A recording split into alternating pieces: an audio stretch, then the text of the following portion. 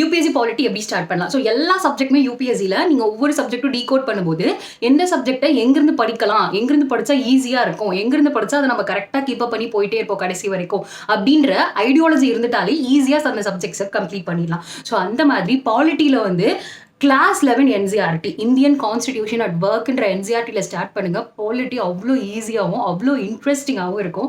So கண்டிப்பாக அதுலேருந்து start பண்ணுங்க. ஏன் அப்படி சொல்கிறேன் அப்படின்னா, நீங்கள் 6th-10th 10th வேணாமான்னா வேணாம், கிளாஸ் 11 என்சிஆர்டிலேருந்து ஸ்டார்ட் பண்ணுங்க. அதுவும் இந்த இந்தியன் கான்ஸ்டிடியூஷன் அட் ஒர்க் புக்லேருந்து ஸ்டார்ட் பண்ணிங்க அப்படின்னா, so you have the topic கான்ஸ்டிடியூஷன்னா என்ன, அண்ட் இந்தியாவில் எப்படி கான்ஸ்டிடியூஷன் வந்துச்சு, எதுக்கு வந்துச்சு அப்படின்றதுலேருந்து ஆரம்பிச்சு, அண்ட் ரைட்ஸ் இருக்குது, எலெக்ஷன்ஸ் இருக்குது, ஸோ லெஜிஸ்லேச்சர்னா என்ன, எக்ஸிக்யூட்டிவ்னா என்ன, அண்ட் லோக்கல் கவர்மெண்ட்ஸ்னா என்ன, ஃபெடரலிசம்னா என்ன அப்படின்ற பாலிட்டியில் இருக்கிற இம்பார்ட்டன்ட் டாபிக்ஸ் எல்லாத்தையுமே ரொம்ப ஈஸியாக உங்களுக்கு சொல்லி கொடுத்துரும். ஸோ படிக்கும்போது கொஞ்சம் டிபிக்கல் லாங்குவேஜ் அண்ட் ரொம்ப ஒரு மாதிரி தியாரிட்டிக்கலாக இருக்கிற மாதிரி இருக்கும். ஆனால் படிக்க படிக்க it will be very easy to learn பாலிட்டியை அவ்வளோ சூப்பராக அது சொல்லி தரும். ஸோ நீங்கள் வந்து யூபிஎஸ்சிக்கு படிக்கிறீங்க அப்படின்ற மாதிரி படிக்காதீங்க. பாலிட்டினா என்னன்னு தெரிஞ்சுக்க படிங்க, இன்ட்ரெஸ்டாக எடுத்து படிங்க. அப்படின்னா polity will be very easy. இதுலேருந்து ஸ்டார்ட் பண்ணுங்க.